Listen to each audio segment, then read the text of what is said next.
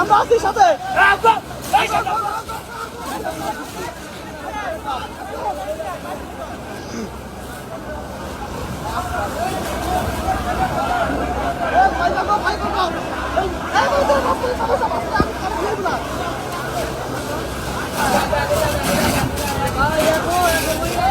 তিনটা পৌনে তিনটার দিকে আমি বাসা থেকে শুনতে পাই মাইকিং হাউসে আমার মেয়ে বলে যে আগুন লাগছে বাবা। তখন আমি ওইখান থেকে উঠি, ওইটা এসে দেখি যে ফায়ার ব্রিগেড আসতেছে, আমিও আসি।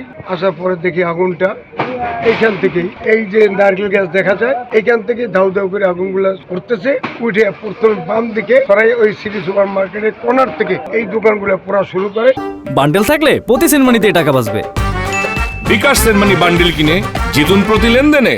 পড়তে পড়তে এই জায়গা থেকে পুরো ওই দোতলাটা ঘর ছিল, ওগুলা পরে ওইটা যাইতে যাইতে এখানে আক্তার মিয়ার যে দোকানপাট গুলো আছে এর মার্কেট, এর আগ পর্যন্ত প্রায় 19-20টা দোকানের মতো পুরো ভস্মীভূত হয়ে যায়। তখন এই প্রথম একটা ফায়ার ব্রিগেডের মাদারগুলো আসে, তারপর শরীয়তপুরের টিম আসে, তারপর রাজৌরের টিম আসে, এইগুলো আগুন নিয়ন্ত্রণ আনতে সক্ষম হয়। এরপরে সমস্ত ব্যবসায়ীরা, আমার মাদারীপুরের বণিক সমিতি আওতাধীন সমস্ত ব্যবসায়ীরা বণিক সমিতি আওতাধীন, তারা সর্বহারা হয়ে গেছে, অত্যন্ত ভাবে ক্ষতি। একটা মালামাল কেউ বের করতে পারেনি, তবে কোটি কোটি টাকা তারা ক্ষতিগ্রস্ত হয়েছে। এবং একটা অত্যন্ত সুখের খবর, এখানে কোনো লুটতরাজ হইতে দেই নেই, সমস্ত মানুষের সহযোগিতায় কোনো দোকানপাট, কোনো লুটতরাজ ইনশাল্লাহ হয় নাই। ফায়ার সার্ভিস সহ স্থানীয় যারা ছিল ব্যবসায়ীরা, স্থানীয় বাসিন্দারা সবাই চেষ্টা করছে, কিন্তু মূল সমস্যা হচ্ছে আমাদের এই জায়গায় পানির আসলে ভালো ব্যবস্থা নাই।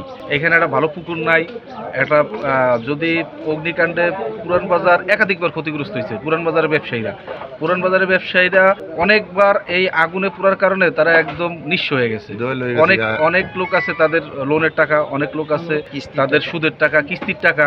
কিন্তু এই আমাদের বরাবরই দাবি ছিল যে পুরান বাজার যেহেতু পুকুর টুকুর নাই, এখানে অন্তত 2টা 3টা 4টা টিউবওয়েল করে দেওয়া হোক, যাতে যদি আগুন লাগে, আমরা তো সবাই চাই যাতে আগুন না লাগে, যদি তারপরে যদি আগুন লাগে তাতে সাথে সাথে যাতে ওই টিউবওয়েলের থেকে আমরা পানি দেওয়া সাথে সাথে আমরা আগুন নিয়ন্ত্রণে আনতে পারি। এই আগুনের কারণে প্রায় প্রতি বছর ব্যবসায়ীরা ক্ষতিগ্রস্ত হচ্ছে।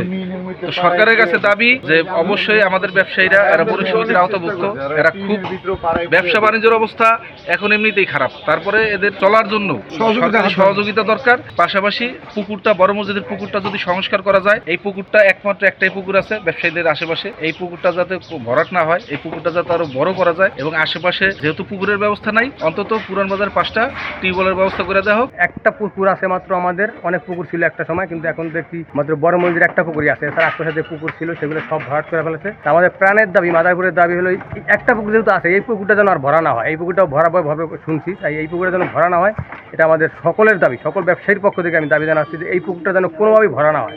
কারণ গতকালকে যে ঘটনা ঘটছে, এই পুকুরটা ছিল বিধেই আমরা বাঁচতে পারছি, না হলে আমরা আরো 200 দোকান পুড়ে যাইত। এই পুষ্কুনিটা থাকার কারণে আমরা এখান থেকে বাঁচতে পারছি। কালকিনির থেকে আসছে, রাজোর থেকে আসছে ফায়ার ইউনিট, কিন্তু তারপরও কাজ হয় নাই। পরবর্তী এই পুষ্কুনির সহায়তায়, পুষ্কুনির পানির সহায়তায় আমরা পুরো হেল্প পাইছি।